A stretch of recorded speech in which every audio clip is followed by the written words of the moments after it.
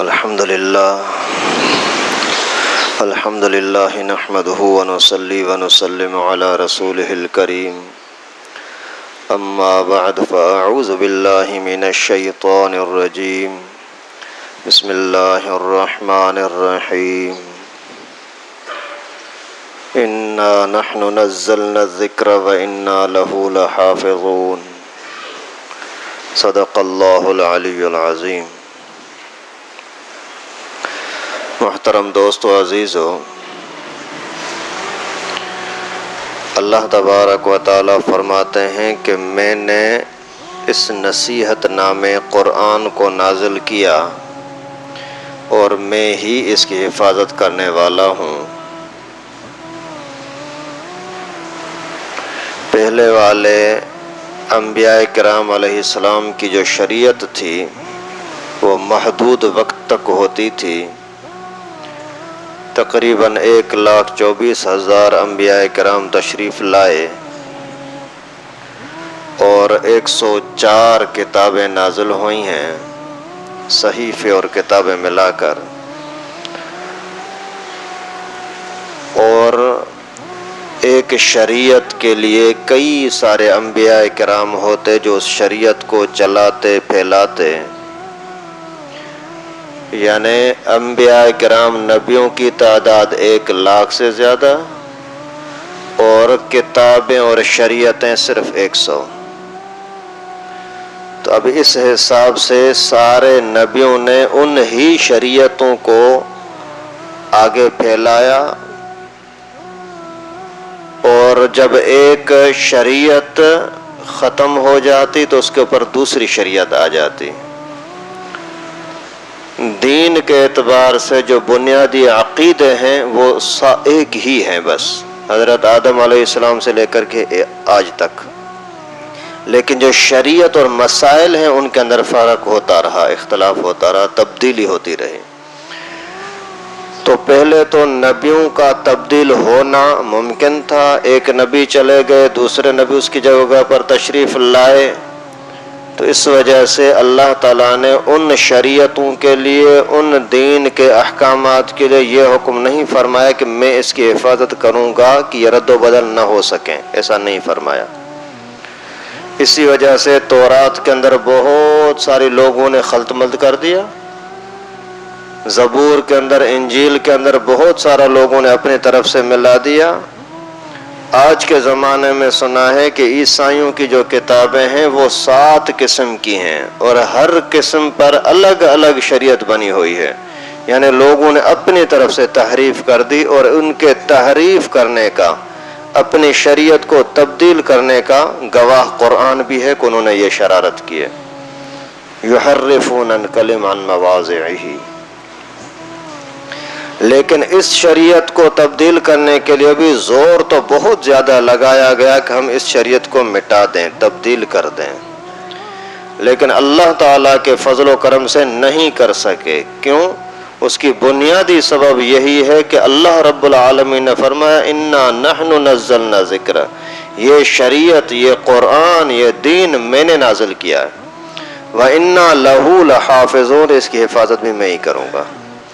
جب حفاظت اللہ رب العالمین نے کی تو پھر ابھی کسی کے اندر یہ طاقت نہیں ہے کہ اس کو تبدیل کر سکے۔ سب سے پہلے جب قرآن پاک نازل ہو رہا تھا تو شیطان اوپر جا کر کے اس کو تبدیل کرنے کی کوشش کرتے تھے، فرشتوں سے چھیننے کی کوشش کرتے کہ ہم قرآن پاک کو آگے پیچھے کر لیں، لیکن نہیں کر سکے۔ وَجَعَلْنَاهَا رُجُومًا لِلشَّيَاطِينِ، اللہ تعالیٰ نے آسمان سے چنگاریاں، بمباری مقرر کر دی۔ اگر کوئی بھی شیطانی جتھا، شیطانی گروہ اگر اوپر جاتا ہے قرآن پاک کو چھیننے کے لیے تو اللہ تعالیٰ ان کو وہاں ہی مٹا دیتے۔ پھر جب رسول اللہ صلی اللہ علیہ وسلم کے سینے اطہر پر، دل مبارک پر جب قرآن نازل ہوا تو اس وقت میں بھی لوگوں نے بہت شرارتیں کی کہ کسی طریقے سے اس کے اندر کوئی اور چیزیں ڈالی جا سکیں۔ پیغمبر کریم پر اعتماد ختم کرنے کے لیے تہمتیں لگائیں، الزام لگائے کہ یہ مجنون ہو گیا ہے، اس پر جادو کا اثر ہو گیا ہے۔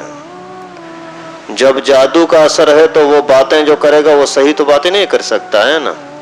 جو مجنون ہوتا ہے وہ کوئی عقل کی باتیں تو کرتا نہیں ہے. اس وجہ سے لوگوں کو یہ ذہن سازی کرتے کہ اس کا ذہن صحیح نہیں ہے، اس وجہ سے اس کی باتوں پر عمل نہ کرو، ان کو سیریس نہ لو. پھر جب صحابہ کرام کا زمانہ آیا، پھر لوگوں نے قرآن پاک کو تبدیل کرنے کی کوشش کی. اس کا یہ حکم کاٹ دیا جائے، اس کا یہ حکم کاٹ دیا جائے.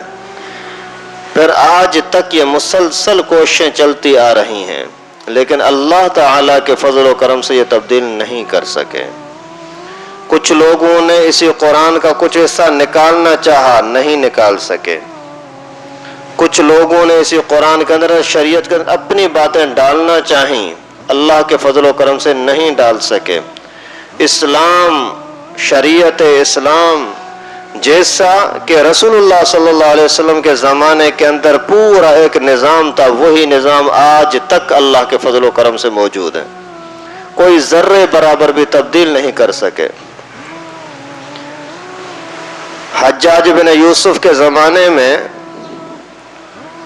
انطاکیہ بستی کے کچھ لوگ آئے، آ کر کے کہنے لگے کہ آپ کے قرآن میں لکھا ہے کہ فَأَبَوْا أَن يُضَيِّفُوهُمَا، کہ موسیٰ علیہ السلام اللہ کے نبیوں کا ایک جماعت وہ گئی ایک بستی کے اندر اور ان سے چاہا کہ ہم مسافر ہیں، مہمان ہیں، ہمیں کچھ کھانے پینے کے لیے دے دیں، تو انہوں نے انکار کر دیا. آپ کو ہم سونے کے، چاندی کے، ہیرے، لال جواہر، مختلف قسم کے ہدیے تحفے گفٹ دے رہے ہیں، آپ مہربانی کریں ابھی قرآن پاک کو جو چھاپا جا رہا ہے، بنا لکھا جا رہا ہے، تو اسی با کے نقطے کو ہٹا کر کے اوپر سے 2 نقطے لگا دو صرف. پہلے زمانے میں قرآن پاک پر نقطے نہیں ہوتے تھے، کیونکہ قرآن پاک پڑھنے والے سارے لوگ عرب تھے. جب عرب ہیں تو ان کو تو جو بات سنا دی وہی پڑھ لیتے ہیں، ان کو نقطے کی لکھنے کی ضرورت ہی نہیں ہوتی تھی. جیسے آپ کے گھروں میں چھوٹے بچے ہوتے ہیں نا، ان کو آپ نے بول دیا کہ یہ پانی ہے، یہ کھانا ہے، السلام علیکم وعلیکم السلام، میں جا رہا ہوں. اس کو پڑھنا نہیں آتا لیکن بولنا تو سر آتا ہے. چھوٹا بچہ ہوتا ہے یا ویسے بڑا آدمی ہے، ان پڑھ ہے، لکھا پڑھا نہیں ہے، وہ بولنا تو جانتا ہے، جو اس کو یاد کرا وہ یاد تو کر لیتا ہے، لیکن اسی کو لکھا ہوا اگر دیکھا کہ بھئی یہ کیا لکھا ہے، بولتا مجھے پتا نہیں، میں تو پڑھا نہیں ہوں. تو اس زمانے کے اندر اللہ کے نبی صلی اللہ علیہ وسلم نے ایسے زبانی ان کو یاد کرا دیا تھا. ابھی یہ لوگ آ گئے کہنے لگے کہ حضرت آپ ایسا کریں کہ ابھی پہلے تو قرآن لکھا ہوا ہے نہیں، اس کے اندر زیر زبر نقطے وغیرہ لگے ہوئے، ایسا تو ہے نہیں. ابھی جو آپ لکھ رہے ہیں نا تو اس اباؤ کو اتو کر دو. جب اتو ہو گیا تو اس کا مطلب یہ ہوگا کہ وہ خود آ گئے، حضرت آج ہمارے پاس کھانا کھائیں اور ہمارے ہاں آ کر کے آپ ہماری مہمانی کو قبول کریں. تو اس بادشاہ نے ان سب کو قتل کرا دیا. حالانکہ وہ ظالم تھا، کوئی اچھا بندہ نہیں تھا، بڑا علماء کا دین کا بڑا دشمن تھا، صحابہ کرام کو قتل کرنے والا تھا. حجاج بن یوسف بڑے بڑے بزرگوں کو قتل کرایا تھا. لیکن جہاں دین کی بات آئی، قرآن کی تبدیلی کی بات آئی، تو وہ ڈٹ گیا، بولا کہ یہ نہیں کروں گا. تو اللہ تعالیٰ جب چاہتے ہیں تو برے لوگوں سے بھی قرآن پاک کی حفاظت کا کام لیتے ہیں، دین کی حفاظت کا کام لے لیتے ہیں. تو اللہ رب العالمین نے یہ ذمہ لیا ہے کہ قرآن پاک کی میں حفاظت کروں گا. کن کے واسطے سے؟ اللہ تعالیٰ اپنے پیارے بندوں کے واسطے سے. جیسے سارے انبیاء کرام، حضرت صالح علیہ السلام قوم سمود کی طرف تشریف لے گئے، حضرت ہود علیہ السلام قوم عاد کی طرف تشریف لے گئے، حضرت نوح علیہ السلام، حضرت موسیٰ علیہ السلام، سارے انبیاء کرام نے اپنے قوم سے جا کر جو پیغام دیا نا، ان اعبدوا اللہ واتبعونی، عبادت اللہ کی کرو، تابعداری میری کرو. عبادت اللہ تعالیٰ کی، خوف اللہ کا ہو، لیکن طریقہ کار شریعت میری، اس پر چلو. وما اسألکم علیہ من اجر، میں آپ سے کوئی مزدوری نہیں چاہتا، میں آپ سے کوئی تنخواہ نہیں لینا چاہتا. ان اجری الا علی اللہ، میری مزدوری اللہ پر ہے. تو اسی کے اندر مفسرین کرام نے لکھا ہے کہ انبیاء کرام بھی دنیا کے اعتبار سے اپنی کھانے پینے کے اعتبار سے مزدوری کرتے تھے، اپنا کام کاج کاروبار کرتے تھے. یہاں اجر سے مراد ہے ثواب کا. میں جو آپ کو یہ دین پہنچا رہا ہوں نا، اس کے ثواب میں، اس کے بدلے میں تمہاری طرف سے مجھے کوئی لالچ نہیں، اللہ کی طرف سے ہوگا. باقی اسی دین کو پھیلانے کے لیے یا دنیاوی کی ضرورتوں کو پورا کرنے کے لیے اللہ تعالیٰ خود ہی بندے پیدا کریں گے جن کو بولنے کی بھی ضرورت نہیں ہوگی، خود ہی آ کر کے میرے ساتھ جڑ جائیں گے. جیسے اللہ کے نبی صلی اللہ علیہ وسلم کے گھر کے اندر کبھی کوئی غریبی کا زمانہ آیا، کسی بھی صحابی کو پتہ لگا، حضرت عثمان کو پتہ لگا، کسی اور صحابی کو پتہ لگا، ڈھیر سارا راشن آ کر کے اللہ کے نبی کے گھر میں پہنچا دیا. کیا مطلب؟ ان اجری الا علی اللہ. تو اسی طریقے سے اللہ رب العالمین نے دین کی حفاظت کا ذمہ خود لیا ہے، لیکن کس سے لینی ہے؟ اپنے پیاروں سے. ان پیاروں کا نام کیا ہے؟ علماء کرام.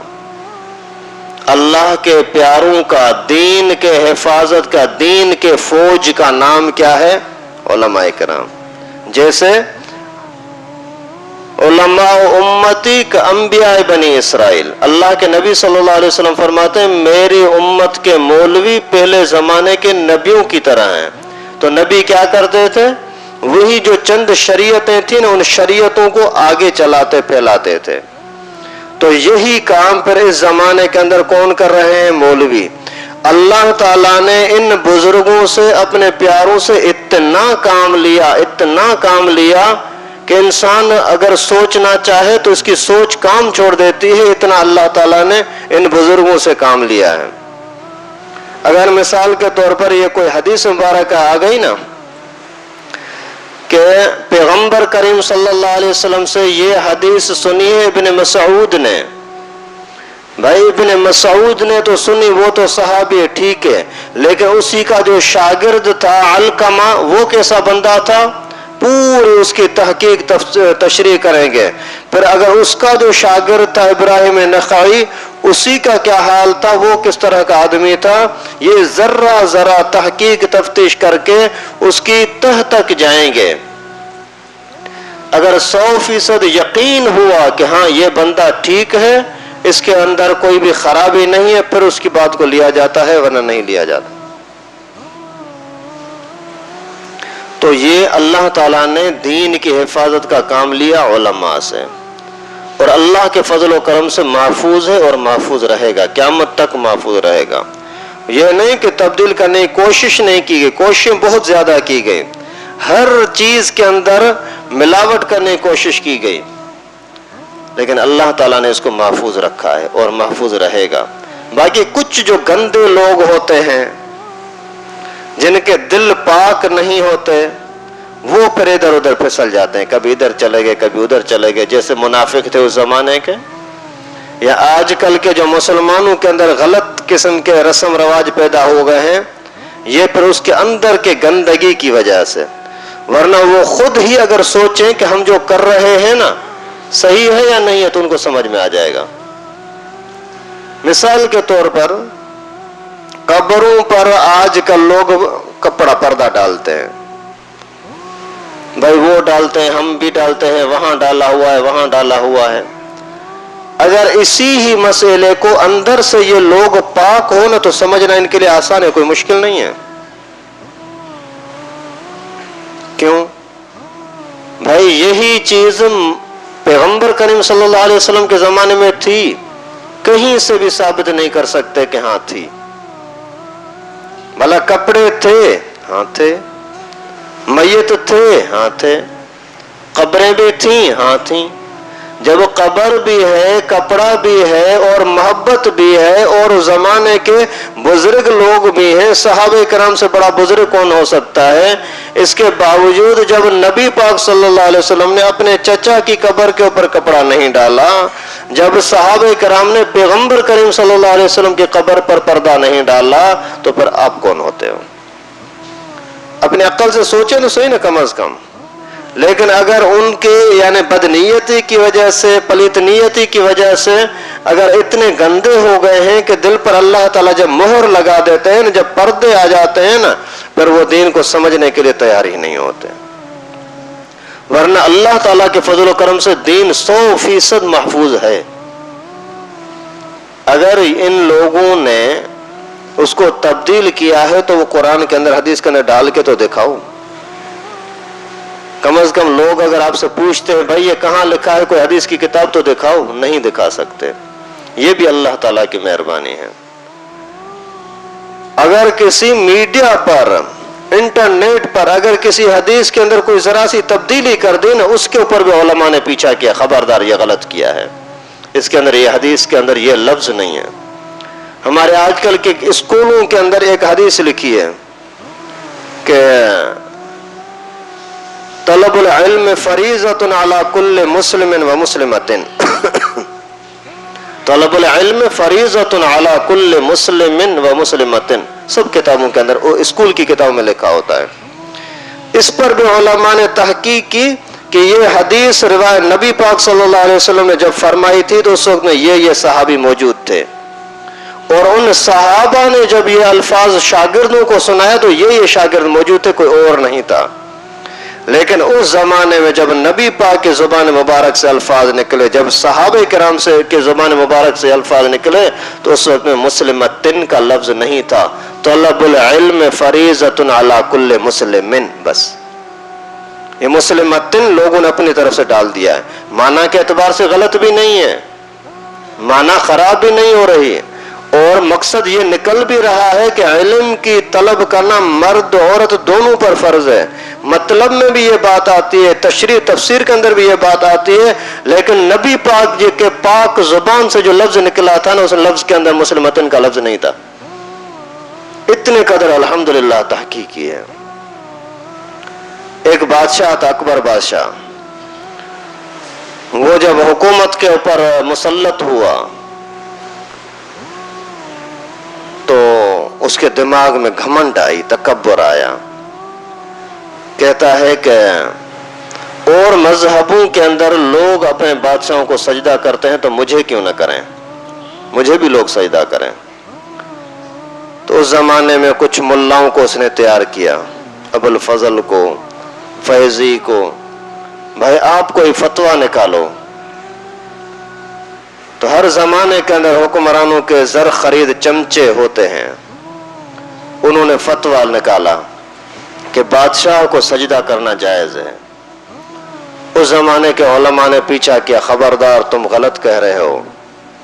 تو انہوں نے پھر تعویل شاویل شروع کی، جیسے آج کے زمانے میں بھی ہیں لوگ، بظاہر بڑے بڑے علماء اور نیک شمار ہوتے ہیں، لیکن لاکھوں علماء سے کٹ کر کے چند چمچوں کے اندر ان کا شمار ہو جاتا ہے. تو وہ کہنے لگے کہ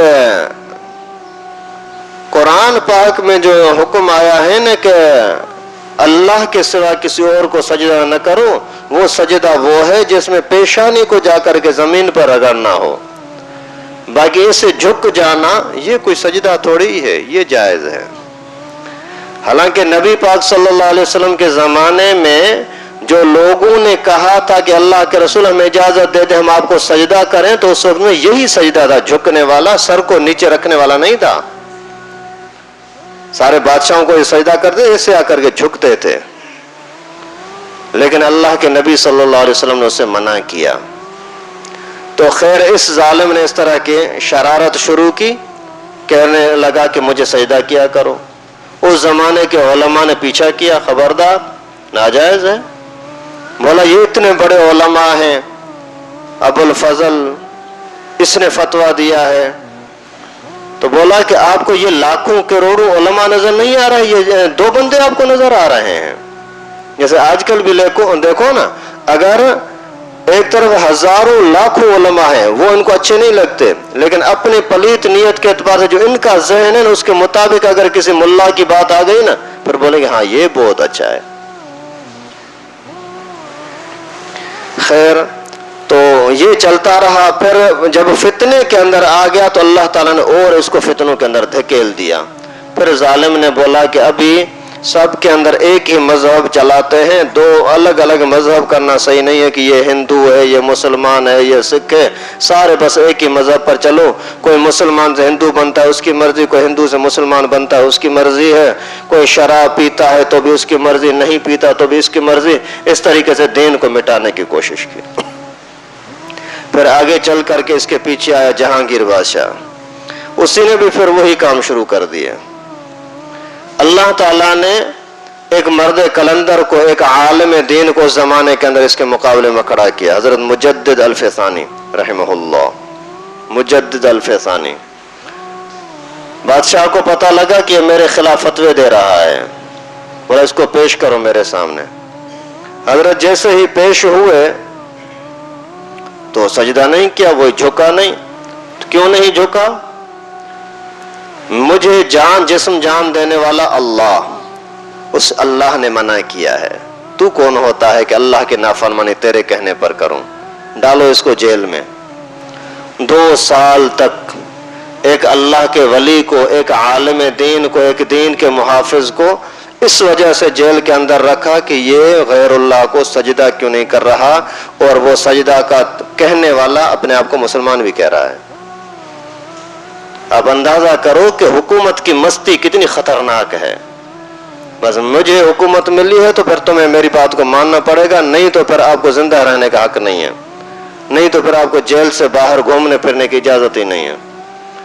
خیر اللہ تعالیٰ کی قدرت، وہ جیل میں رہ رہے تھے، وہاں کے جو لوگ عاشق تھے، مرید تھے، علماء کے محبت کے اندر بھی تو اللہ تعالیٰ نے لاکھوں لوگ پیدا کیے ہیں نا۔ آج کے زمانے میں بھی الحمدللہ ہیں۔ کل 2-3 علماء کو گرفتار کیا، اور اسی وقت اللہ کے فضل و کرم سے علماء کے عاشقوں نے، علماء کے ساتھ محبت کرنے والوں نے پورے ملک کو جام کر دیا اور چیلنج کیا حکومت کو، اگر ہمت ہے تو ابھی مقابلہ کرنا، دیکھتے ہیں کہ تو طاقتور ہے، ہم طاقتور ہیں۔ 2-3 گھنٹے کے اندر اللہ کے فضل و کرم سے ان کو آزاد کر دیا۔ تو اس زمانے کے جو علماء تھے وہ بھی بیٹھنے کے لیے تیار نہیں، ہم کٹیں گے، مریں گے، ماریں گے، لیکن حضرت کو ہم جیل میں برداشت نہیں کر سکتے۔ تو حضرت کی طرف وہاں اس زمانے کے جو فوج کا سربراہ تھا اس کے ساتھ بات ہوئی، وہ خود حضرت کے پیچھے پر دیکھنے لگے کہ حضرت کے معمولات کیا ہیں۔ جب حضرت کا کردار دیکھا، یار ہر وقت اللہ اللہ میں لگا ہوا ہے، ذکر و اذکار میں لگا ہوا ہے، نہ کوئی یعنی فتنہ فساد کی تو کوئی تصور ہی نہیں ہے، وہ خود ایسا عاشق ہو گیا، ایسا عاشق ہو گیا کہ اس نے خود حضرت کو خط لکھا کہ حضرت کیا حکم ہے، جو آپ چاہیں میں کرنے کے لیے تیار ہوں۔ حضرت نے فرمایا صبر کرو، اللہ تعالیٰ نے پہلے مجھے جیل سے باہر جمال کی صفتوں کے ساتھ انوارات عطا کیے، جمال کی صفتیں عطا کی، اور اب بھی اللہ رب العالمین نے جیل کے اندر مجھے رکھ کر کے جلال کی صفتوں کی برکتیں دے رہا ہے۔ میرے لیے دونوں صورتوں میں فائدہ ہے۔ خیر پر اسی فوج کے سربراہ کے متعلق جا کر کے بادشاہ کو کسی نے بولا کہ بھائی بات خطرناک ہے، اگر تو نے ابھی اس کو اور بھی زیادہ رکھا نا جیل میں پھر تیری خیر نہیں ہے۔ پھر جب حکومت کا خطرہ ہوا کہ ابھی میری حکومت ٹوٹے گی تو پھر بولا ٹھیک ہے آزاد ہے۔ لیکن اللہ کے فضل و کرم سے اس زمانے کے اندر بھی اتنے سرکشی کے باوجود دین کے محافظ علماء موجود تھے اور آج بھی ہیں۔ بس یہ بھی اللہ تعالیٰ کی مہربانی ہے، اللہ تعالیٰ نے ہمیں دین کے کام کے لیے قبول کیا، یہ اللہ کی مہربانی۔ ورنہ دیکھو بڑے بڑے وزیر اعظموں کو اور بادشاہوں کو جیلوں کے اندر ڈال دیتے ہیں، ملک سے بھگا دیتے ہیں اور سزاؤں میں ڈال دیتے ہیں، اور مولویوں کو 2-3 مولویوں کو پکڑا اور اسی پر اللہ کے فضل و کرم سے ان کو جھکایا اور دھمکا کر کے جھکایا، بھیک مانگ کر کے نہیں۔ یہ اللہ کی مہربانی ہے، اس پر تکبر نہیں، اللہ کا شکر ادا کرنا چاہیے۔ تو یہ باتیں کرنے کا مقصد کیا تھا کہ دین کی حفاظت کا ذمہ اللہ نے لیا ہے۔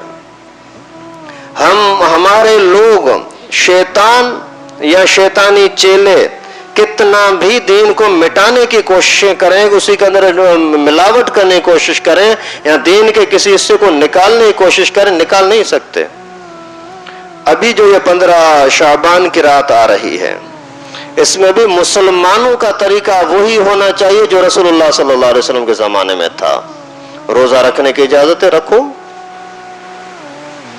عبادت کرنے کی اجازت ہے، لمبی لمبی رکعتیں پڑھو، ذکر کرو، تلاوت کرو. روشنیوں کا انتظام اس زمانے میں بھی تھا، دیے وغیرہ جلاتے تھے، چراغ جلاتے تھے، لیکن اسی رات کی خوشیوں کی وجہ سے مسجدوں کے اندر اضافی روشنی کی ہو یہ نہیں ہے ثابت. تو آج کل یہ جو رنگ برنگی بلب لگاتے ہیں مسجدوں کے اندر، یہ سنت نہیں، بدعت ہوگی. اور آگ جلانا، پٹاخے جلانا، یہ سنت نہیں، بدعت ہیں. اہل حق علماء سمجھاتے ہیں، پر پاک دل لوگ اس کو سمجھ بھی جاتے ہیں. اور پلیت لوگ یہاں پر جن کے دلوں کے اوپر پردے آ گئے ہیں، دل دھندلا ہو گیا ہے، دھندلے شیشے کی طرح، ان کو نظر نہیں آ رہا کہ اندر کیا ہے، تو پھر ان کو پتہ نہیں لگتا. ورنہ اللہ کے فضل و کرم سے آج کے زمانے میں بھی لاکھوں کروڑوں لوگ ایسے ہیں جو ان بدعتوں کو سمجھتے بھی ہیں، بچتے بھی ہیں. اور دھندلے دل والے خود کرتے بھی ہیں. اور اگر بولو کہ بھائی یہ تو پٹاخے ناجائز ہے، بولتے ہیں بچے ہیں، مانتے نہیں ہیں. بچہ تیرا کپڑا باہر پھینک دے پھر تو یہ برداشت ہوگا؟ کھانا کھانے کے ٹائم پر تمہارا کھانا یہ پیالی، سالن کی پیالی گرا دے، اس وقت میں تمہیں غصہ نہیں آتا؟ آتا ہے. اور دین کے معاملے میں کوئی پرواہ نہیں ہے. کیوں؟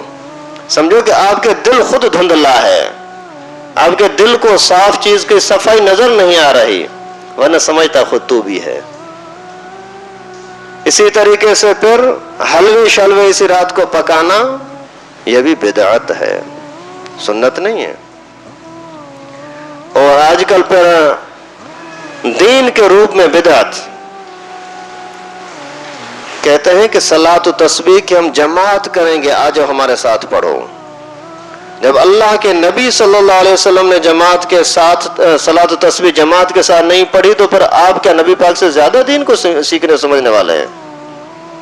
صلاۃ و تسبیح پڑھے، بے شک پڑھے، الحمدللہ بہت بڑی عظمت والی عبادت ہے، اللہ تعالیٰ کے قرب کا ذریعہ ہے، آسان طریقہ ہے. گھر میں پڑھو، عورتوں کو بولو، خود پڑھو، مسجد میں پڑھو، جہاں پڑھو مرضی ہے.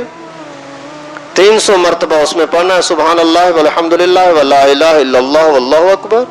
یہ طریقہ پر کسی ٹائم جس کو پڑھنا ہو انشاءاللہ میں بتا دوں گا، یا ان دنوں میں بتاؤں گا جب 15 ربیع الاول کا دن آئے. تو بدعتوں سے اپنے آپ کو بچاؤ، اہل علم علماء کرام کے رابطے میں رہو، ان سے پوچھو بھائی یہ کام کرنا جائز بھی ہے یا ناجائز ہے، یا خاص اسی دن ہمیں قبرستان جانا ہے، ضرورت کیا ہے، جب دل چاہے چلے جاؤ.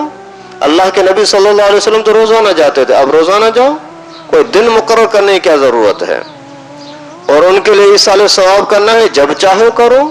یہاں سے بیٹھ کر بھی تو کر سکتے ہو، وہاں بھی تو جا کر کے اسی میت کے پاس تو نہیں جاتے، اوپر بیٹھے ہوتے ہو، 8 10 15 من مٹی پڑی ہوتی ہے، اس کے اوپر سے آپ کی بات وہاں پہنچتی تو نہیں ہے، وہاں بھی تو اللہ سے مانگتے ہو نا.